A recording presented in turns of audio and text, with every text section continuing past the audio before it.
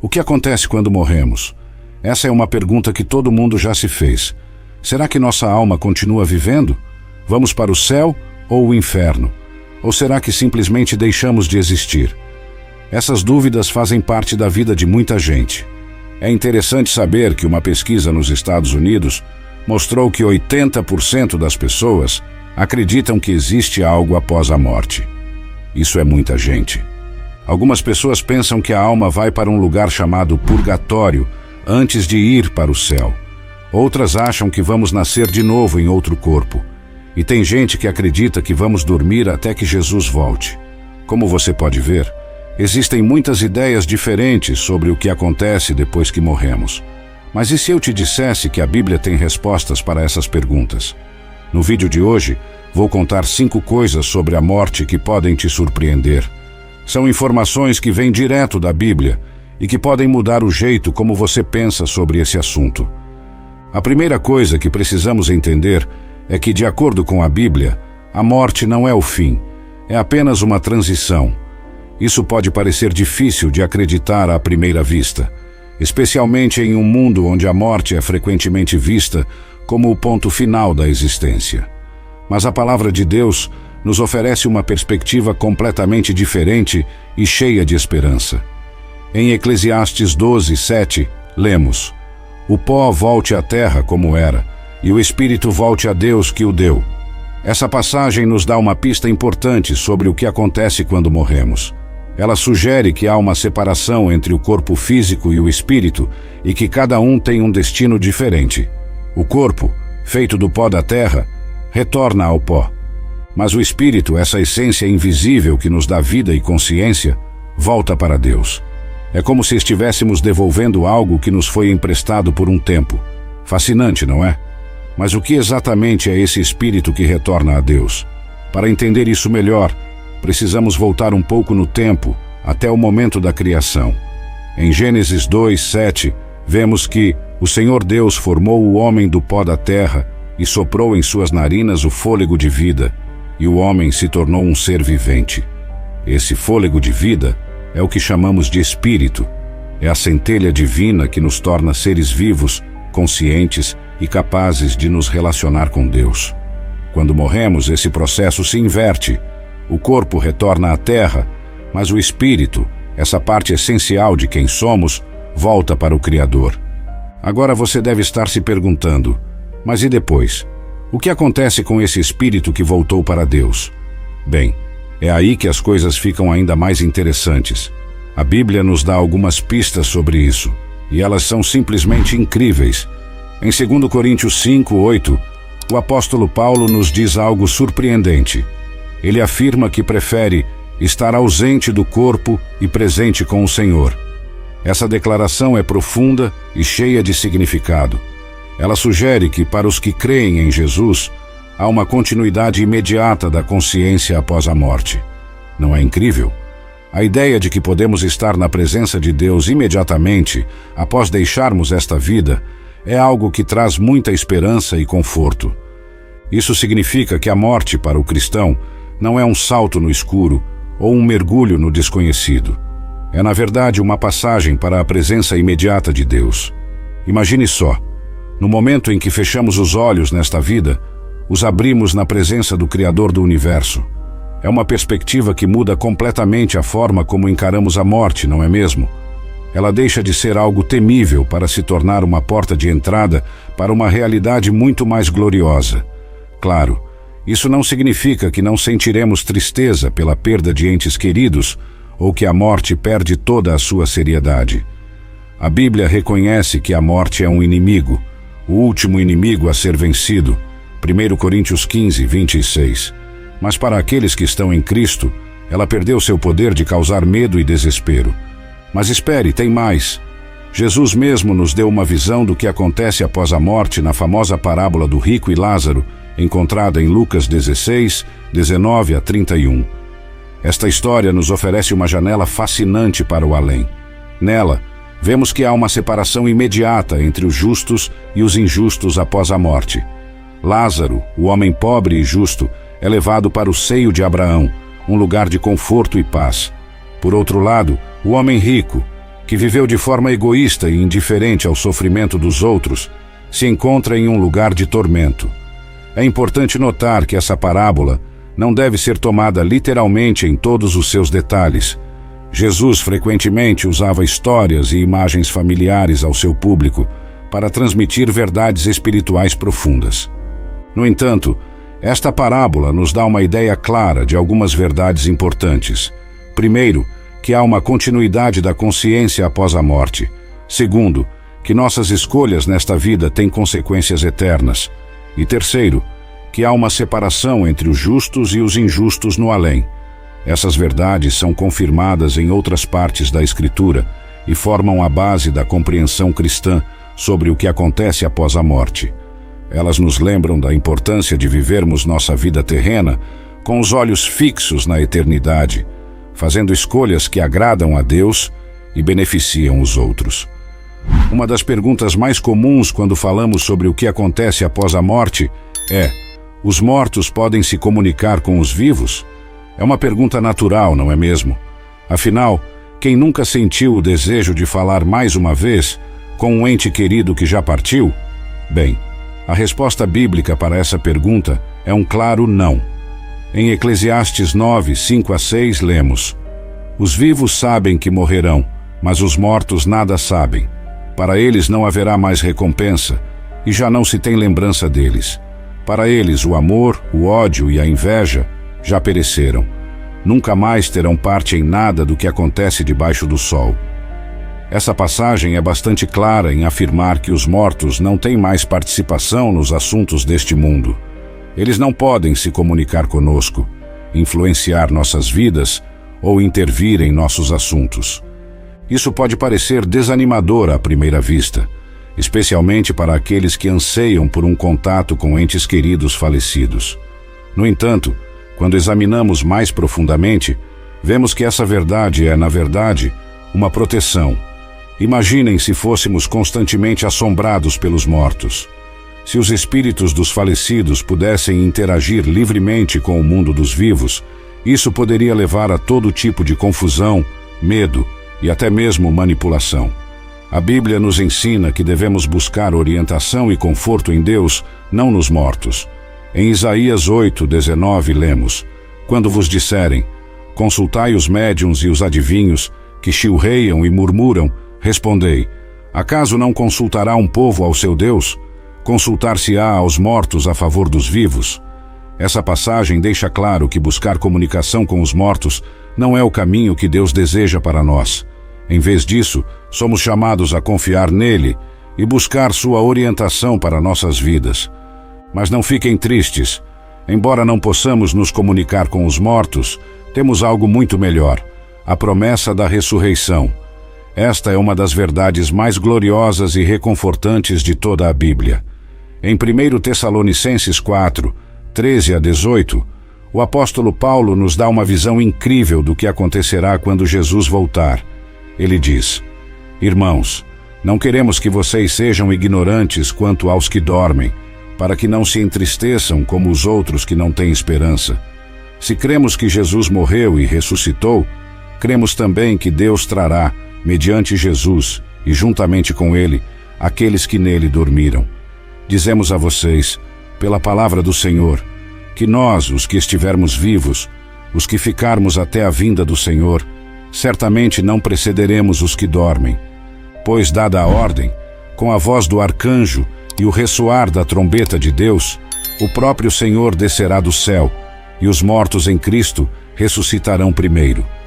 Depois nós, os que estivermos vivos, seremos arrebatados juntamente com eles nas nuvens, para o encontro com o Senhor nos ares, e assim estaremos com o Senhor para sempre. Que promessa maravilhosa!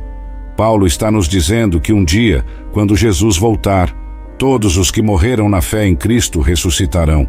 E não apenas isso, mas aqueles que estiverem vivos nesse momento também serão transformados e se unirão a eles para encontrar o Senhor. Imaginem só que momento glorioso será esse. Todos os que morreram na fé em Cristo, ao longo de toda a história, ressuscitando e sendo reunidos com os que ainda estiverem vivos. Famílias separadas pela morte se reencontrando, amigos há muito perdidos se abraçando novamente. É uma cena que ultrapassa nossa imaginação. E o mais incrível é que não seremos apenas espíritos flutuando por aí. A Bíblia ensina que teremos corpos ressuscitados, glorificados, semelhantes ao corpo ressurreto de Jesus. Em 1 Coríntios 15, 42 a 44, Paulo descreve: assim também é a ressurreição dos mortos. Semeia-se o corpo na corrupção, ressuscita na incorrupção. Semeia-se em desonra, ressuscita em glória. Semeia-se em fraqueza, ressuscita em poder. Semeia-se corpo natural, ressuscita corpo espiritual. Se há corpo natural, há também corpo espiritual. Essa passagem é fascinante porque nos dá uma ideia de como serão nossos corpos ressuscitados. Paulo usa a analogia de uma semente que é plantada. A semente em si não se parece nada com a planta que eventualmente crescerá dela. Da mesma forma, nossos corpos ressuscitados serão drasticamente diferentes dos nossos corpos atuais. Eles serão incorruptíveis, o que significa que não envelhecerão, não adoecerão e não morrerão. Serão gloriosos, refletindo a glória de Deus de uma maneira que nossos corpos atuais não podem. Serão poderosos, livres das limitações e fraquezas que experimentamos agora, e serão espirituais, perfeitamente adaptados para a vida eterna na presença de Deus.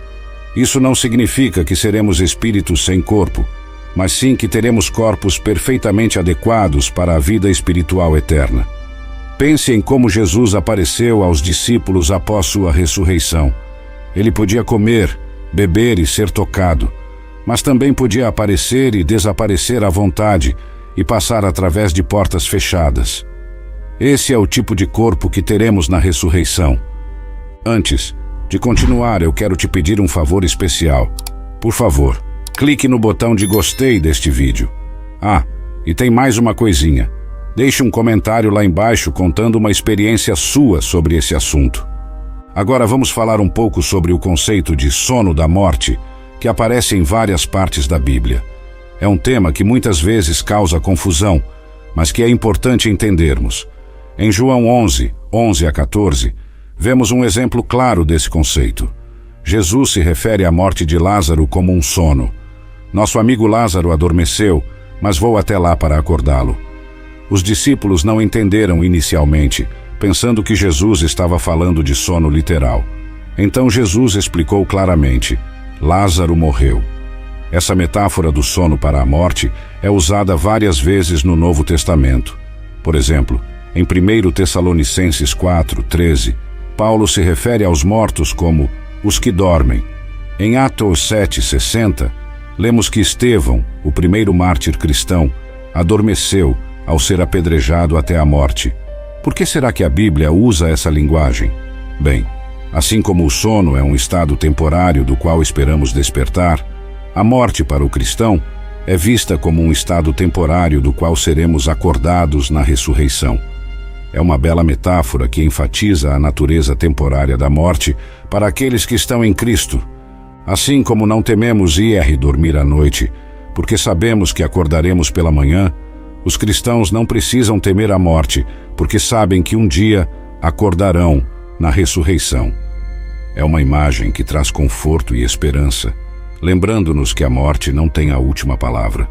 No entanto, é importante entender que essa metáfora do sono não significa que a alma fica inconsciente ou adormecida após a morte.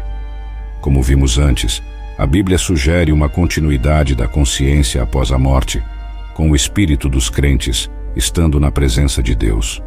O sono se refere ao corpo, que aguarda a ressurreição, enquanto o espírito está consciente e ativo na presença do Senhor.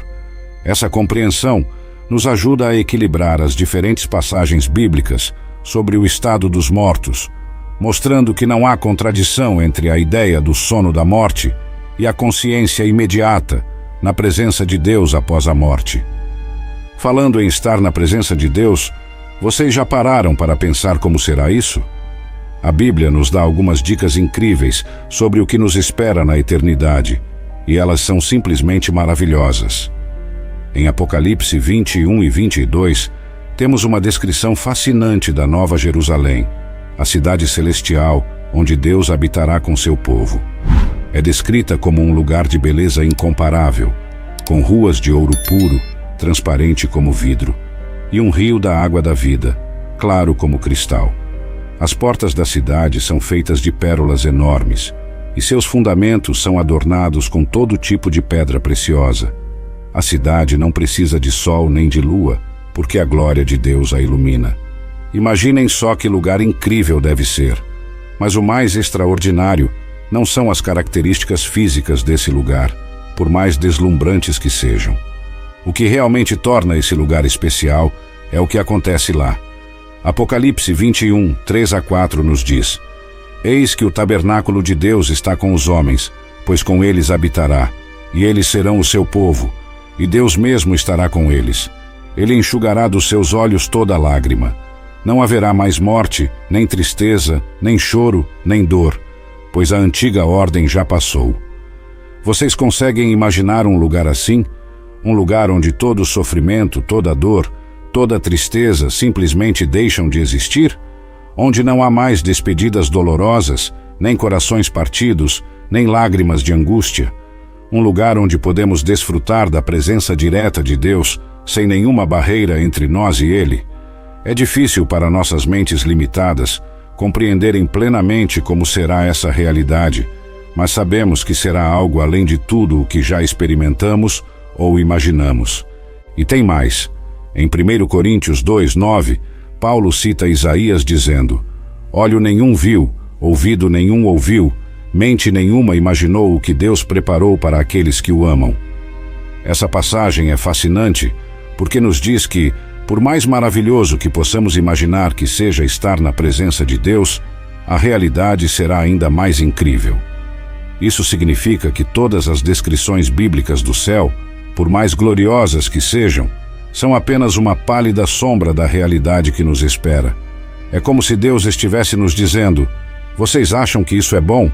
Esperem até verem o que eu realmente preparei para vocês. Isso nos enche de uma expectativa incrível, não é mesmo? Saber que, não importa o quão maravilhosa seja a nossa imaginação sobre a eternidade com Deus, a realidade superará todas as nossas expectativas. Essa promessa nos dá força para enfrentar as dificuldades desta vida, sabendo que elas são temporárias e que algo incomparavelmente melhor nos aguarda. Como Paulo diz em Romanos 8:18, considero que os nossos sofrimentos atuais não podem ser comparados com a glória que em nós será revelada. Essa perspectiva eterna muda completamente a forma como encaramos nossa vida aqui e agora. Nos lembra que somos peregrinos neste mundo, caminhando em direção a um lar eterno que supera tudo o que já conhecemos ou imaginamos. Mas e quanto àqueles que rejeitam a Deus? Bem, a Bíblia também fala sobre isso, e é um assunto sério que precisamos abordar com cuidado e compaixão. Em Apocalipse 20, 11-15, lemos sobre o julgamento final, onde todos serão julgados de acordo com o que fizeram. O texto diz: Vi um grande trono branco, e aquele que nele estava assentado. A terra e o céu fugiram da sua presença, e não se encontrou lugar para eles. Vi também os mortos, grandes e pequenos, em pé diante do trono, e livros foram abertos. Outro livro foi aberto, o livro da vida. Os mortos foram julgados de acordo com o que tinham feito, segundo o que estava registrado nos livros. Então a morte e o Hades foram lançados no lago de fogo. O lago de fogo é a segunda morte. Se o nome de alguém não foi encontrado no livro da vida, este foi lançado no lago de fogo. Esta passagem nos apresenta uma cena solene de julgamento, onde todos os seres humanos que já viveram comparecem diante de Deus. Os livros mencionados provavelmente representam um registro de todas as ações, palavras e pensamentos de cada pessoa. O livro da vida, por outro lado, contém os nomes daqueles que foram salvos pela graça de Deus, através da fé em Jesus Cristo.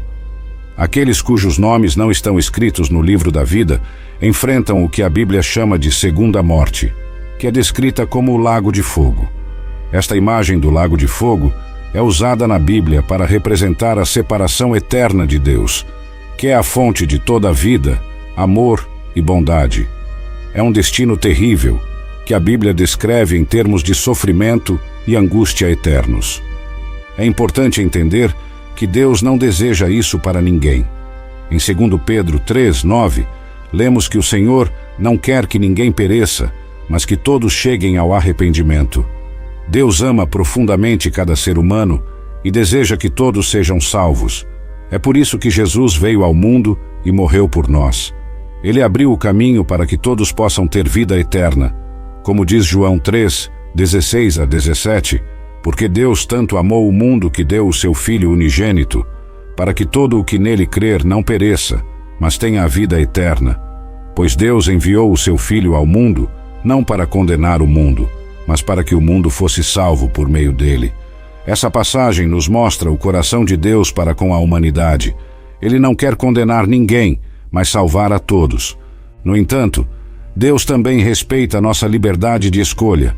Ele não força ninguém a aceitá-lo ou a amá-lo. Aqueles que persistentemente rejeitam o amor e a graça de Deus, que escolhem viver suas vidas separados dele, acabam recebendo o que escolheram, uma eternidade separados de Deus. C.S. Lewis, o famoso autor cristão, uma vez disse que no final haverá apenas 2 tipos de pessoas: aquelas que dizem a Deus, seja feita a tua vontade, e aquelas a quem Deus diz tristemente, seja feita a tua vontade. O inferno, nesse sentido, é a terrível realidade de obter exatamente o que se escolheu, a vida sem Deus. É por isso que a mensagem do Evangelho é tão urgente e importante. Ela oferece a todos a oportunidade de escolher a vida, o amor e a eternidade com Deus. Isso nos leva a uma pergunta crucial: como podemos ter certeza de que estaremos com Deus após a morte? Como podemos garantir que nossos nomes estão escritos no livro da vida? A resposta é simples, mas profunda.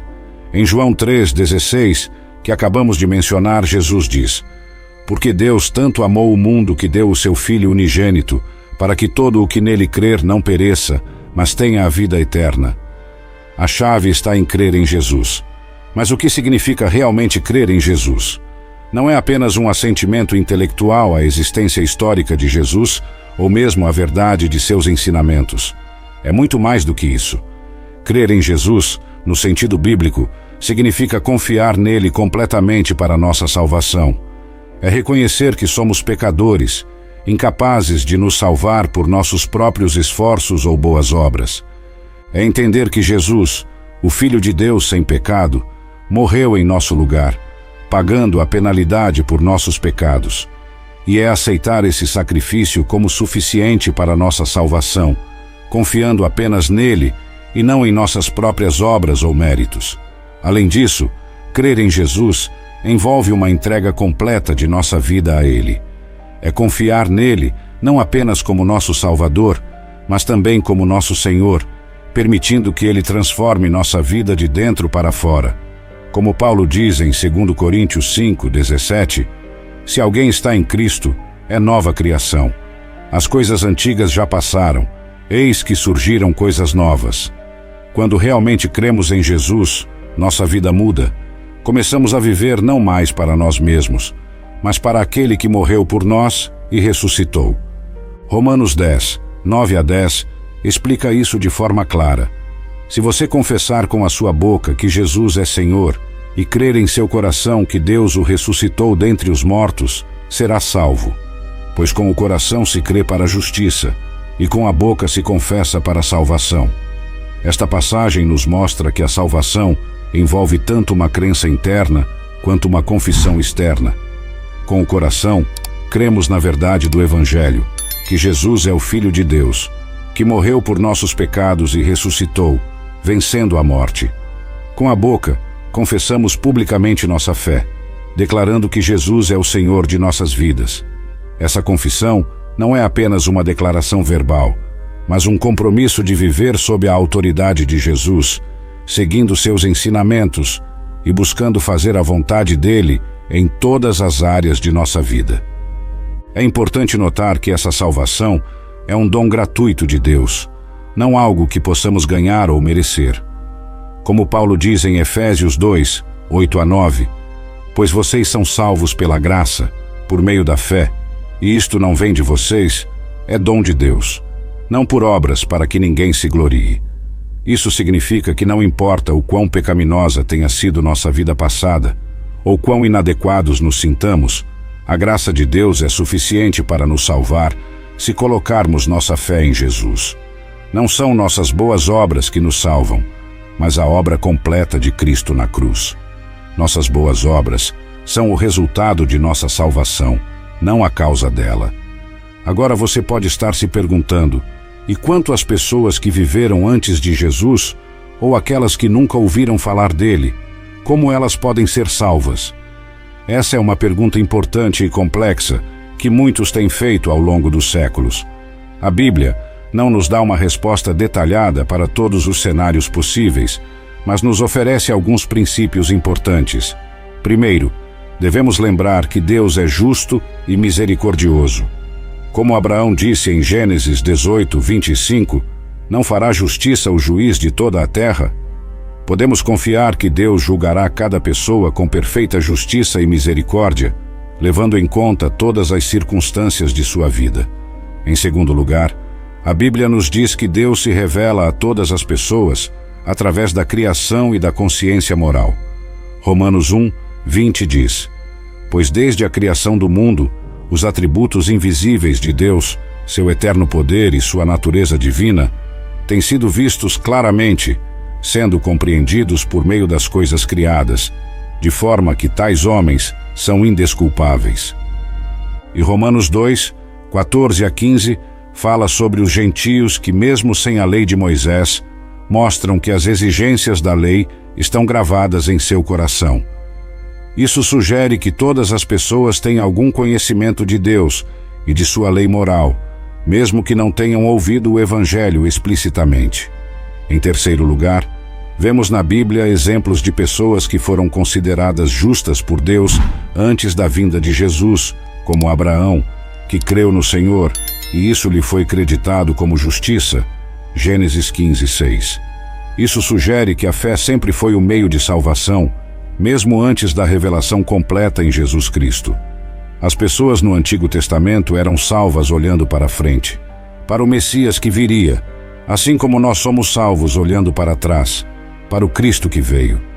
No entanto, é importante notar que, agora que Jesus veio e o Evangelho foi revelado, somos chamados a compartilhar essa boa notícia com todo o mundo. Jesus deu a grande comissão aos seus discípulos em Mateus 28:19-20. Portanto, vão e façam discípulos de todas as nações, batizando-os em nome do Pai e do Filho e do Espírito Santo, ensinando-os a obedecer a tudo o que eu lhes ordenei. E eu estarei sempre com vocês, até o fim dos tempos. Esta comissão ainda é válida para nós hoje. Temos a responsabilidade de compartilhar o Evangelho com aqueles que ainda não o ouviram, para que todos tenham a oportunidade de conhecer Jesus e colocar sua fé nele. Isso não significa que devemos julgar ou condenar aqueles que não tiveram a oportunidade de ouvir o Evangelho. Pelo contrário, devemos ser motivados por amor e compaixão a levar a mensagem de salvação a todos os cantos do mundo. Como Paulo diz em Romanos 10:14-15, como, pois, invocarão aquele em quem não creram? E como crerão naquele de quem não ouviram falar? E como ouvirão, se não houver quem pregue? E como pregarão, se não forem enviados? Como está escrito: como são belos os pés dos que anunciam boas novas. Cada um de nós tem um papel a desempenhar nessa missão, seja indo pessoalmente para outras culturas como missionários, seja apoiando aqueles que vão, seja compartilhando o Evangelho com nossos vizinhos, colegas de trabalho e familiares. Cada pessoa que encontramos é uma oportunidade de mostrar o amor de Deus e compartilhar a mensagem de salvação em Jesus Cristo. E quando fazemos isso, não estamos apenas cumprindo um dever, mas participando da maior história de todos os tempos, a história da redenção de Deus para a humanidade. É um privilégio incrível ser parte desse plano divino, ser embaixadores de Cristo neste mundo, como Paulo nos chama em 2 Coríntios 5:20. Cada vez que compartilhamos o Evangelho, estamos oferecendo às pessoas a oportunidade de encontrar a vida eterna e escapar do julgamento vindouro. É literalmente uma questão de vida ou morte eterna. e não há missão mais importante ou urgente do que essa. Agora, vamos voltar por um momento à questão da ressurreição, porque é um tema tão importante e central para a fé cristã. A ressurreição de Jesus não é apenas um evento histórico que aconteceu há 2000 anos atrás. É o fundamento de nossa esperança para o futuro. Em 1 Coríntios 15, 20 a 23, Paulo explica: Mas de fato Cristo ressuscitou dentre os mortos, sendo as primícias dentre aqueles que dormem. Visto que a morte veio por um só homem, também a ressurreição dos mortos veio por um só homem. Pois assim como em Adão todos morrem, em Cristo todos serão vivificados, mas cada um por sua vez. Cristo, o primeiro, depois, quando ele vier, os que lhe pertencem. Esta passagem é repleta de significado. Paulo está nos dizendo que a ressurreição de Jesus não foi um evento isolado, mas o início de algo novo. Assim como as primícias eram a primeira parte da colheita, garantindo que o resto da colheita viria, a ressurreição de Jesus é a garantia de nossa futura ressurreição. Ele é o primeiro de muitos que ressuscitarão para a vida eterna. Isso significa que a morte não tem mais a última palavra. Em Cristo, a morte foi derrotada. Ela ainda ocorre, é claro, mas perdeu seu poder definitivo sobre nós. Como Paulo diz mais adiante no mesmo capítulo, versos 54 a 55. Quando, porém, o que é corruptível se revestir de incorruptibilidade e o que é mortal de imortalidade, então se cumprirá a palavra que está escrita: A morte foi destruída pela vitória. Onde está, ó morte, a sua vitória? Onde está, ó morte, o seu aguilhão? Essa verdade da ressurreição muda tudo. Muda a forma como vivemos, como enfrentamos as dificuldades, como encaramos a morte. Porque sabemos que este mundo não é tudo o que existe. Sabemos que há uma vida além desta, uma vida em que seremos ressuscitados com corpos glorificados para viver eternamente com Deus.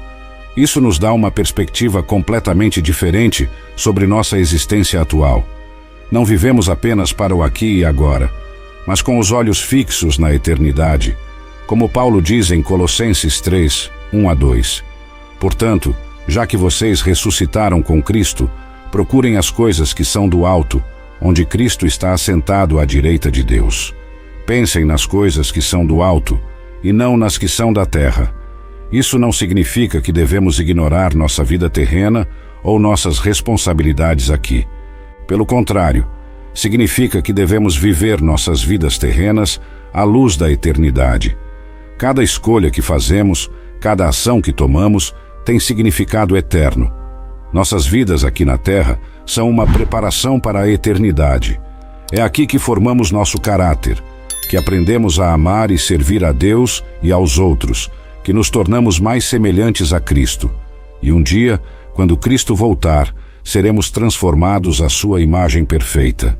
Como João diz em 1 João 3:2, Amados, agora somos filhos de Deus, e ainda não se manifestou o que havemos de ser.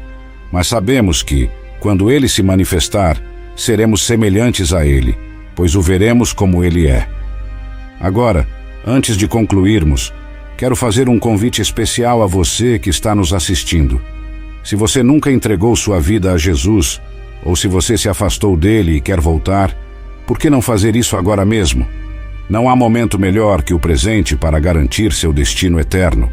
A Bíblia nos diz em 2 Coríntios 6:2, Eis aqui agora o tempo aceitável, eis aqui agora o dia da salvação. Não sabemos o que o amanhã nos reserva, mas sabemos que Deus nos oferece salvação hoje. Ele está de braços abertos, esperando para receber você em sua família.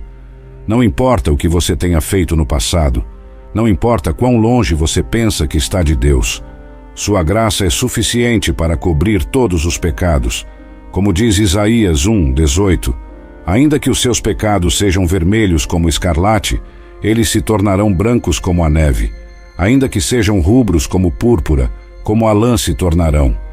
Deus está pronto para perdoar, para limpar, para dar a você um novo começo. Tudo o que você precisa fazer é se voltar para Ele com um coração arrependido e colocar sua fé em Jesus Cristo. Você pode fazer uma oração simples, algo como: Senhor Jesus, Eu creio que o Senhor morreu por mim e ressuscitou. Peço perdão pelos meus pecados e entrego minha vida ao Senhor. A partir de hoje, quero viver para o Senhor. Amém. Se você fez essa oração de coração, saiba que, de acordo com a promessa de Deus, você agora tem a vida eterna. Como João escreveu em 1 João 5,13, escrevi-lhes estas coisas, a vocês que creem no nome do Filho de Deus, para que vocês saibam que têm a vida eterna. Esta é uma decisão que mudará não apenas o resto de sua vida terrena, mas toda a sua eternidade. É o começo de uma nova jornada, uma jornada de descoberta, crescimento e transformação à medida que você aprende a andar com Deus. Não será sempre fácil. De fato, Jesus nos avisou que teríamos tribulações neste mundo, mas você nunca estará sozinho. Deus promete estar com você sempre, guiando, fortalecendo e confortando você em cada passo do caminho. E no final dessa jornada terrena, você terá a certeza de uma eternidade maravilhosa na presença de Deus. Se você tomou essa decisão hoje, ou se já era um seguidor de Cristo, mas este estudo renovou sua fé e compromisso, quero encorajá-lo a dar alguns passos práticos. Primeiro, comece a ler a Bíblia regularmente. A palavra de Deus é alimento para nossa alma. É como Deus fala conosco e nos revela sua vontade. Comece pelo Evangelho de João, que nos dá uma bela apresentação de quem é Jesus e o que ele veio fazer. Depois, você pode passar para as cartas do Novo Testamento, que nos ensinam como viver como seguidores de Cristo. Segundo, encontre uma igreja local onde você possa crescer na fé, ter comunhão com outros crentes e servir a Deus. A jornada cristã não foi feita para ser solitária. Precisamos uns dos outros para crescer e perseverar na fé. Terceiro, comece a orar regularmente. A oração é simplesmente conversar com Deus, compartilhar seus pensamentos, sentimentos, preocupações e alegrias com Ele. À medida que você desenvolve esse hábito, você descobrirá que a oração se torna uma fonte incrível de força, conforto e orientação em sua vida. Quarto, comece a compartilhar sua fé com outros. Conte às pessoas o que Deus tem feito em sua vida. Você não precisa ter todas as respostas. Simplesmente compartilhe sua experiência pessoal com Deus. Você ficará surpreso com quantas pessoas estão abertas para ouvir sobre sua jornada de fé. Para encerrar, gostaria de deixar uma reflexão final.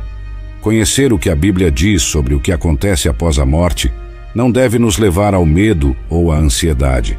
Pelo contrário, deve nos encher de esperança e nos motivar a viver cada dia com propósito. Em 1 Coríntios 15, 54 a 58, Paulo conclui seu ensinamento sobre a ressurreição com estas palavras poderosas. Quando, porém, o que é corruptível se revestir de incorruptibilidade e o que é mortal se revestir da imortalidade, então se cumprirá a palavra que está escrita: a morte foi destruída pela vitória. Onde está, ó morte, a sua vitória? Onde está, ó morte, o seu aguilhão? O aguilhão da morte é o pecado, e a força do pecado é a lei. Mas graças a Deus, que nos dá a vitória por meio de nosso Senhor Jesus Cristo. Portanto, meus amados irmãos, mantenham-se firmes, e que nada os abale. Sejam sempre dedicados à obra do Senhor, pois vocês sabem que no Senhor o trabalho de vocês não será inútil.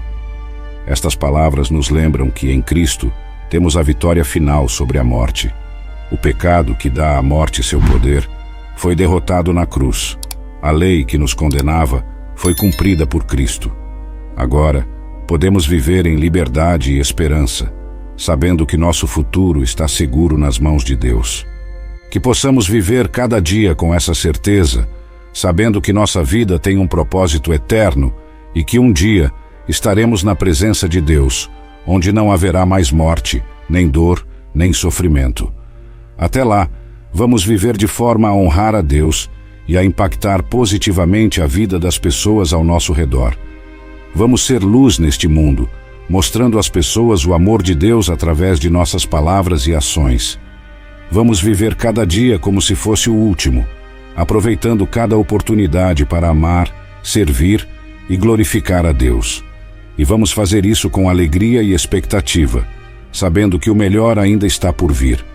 Como Paulo diz em Filipenses 1:21, porque para mim o viver é Cristo e o morrer é lucro.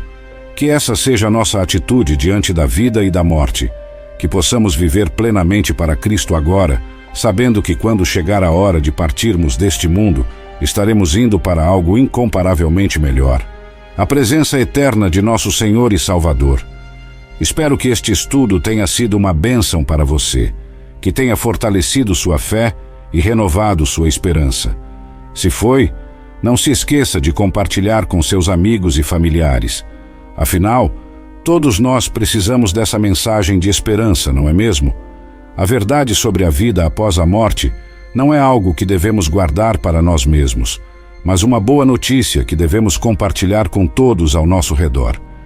Quem sabe quantas vidas podem ser transformadas, quantos corações podem ser consolados, quantas almas podem ser salvas quando compartilhamos essas verdades eternas.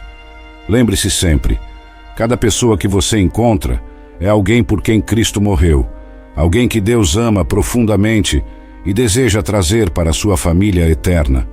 Que possamos ser instrumentos nas mãos de Deus para levar sua luz e seu amor a um mundo que tanto precisa de esperança. Que Deus abençoe ricamente a vida de cada um de vocês e que Ele nos use poderosamente para expandir seu reino até o dia em que Cristo voltar. Até lá, vivamos cada dia na luz da eternidade, com os olhos fixos em Jesus, o autor e consumador de nossa fé. Nos vemos no próximo vídeo. Que a graça e a paz de nosso Senhor Jesus Cristo estejam com todos vocês.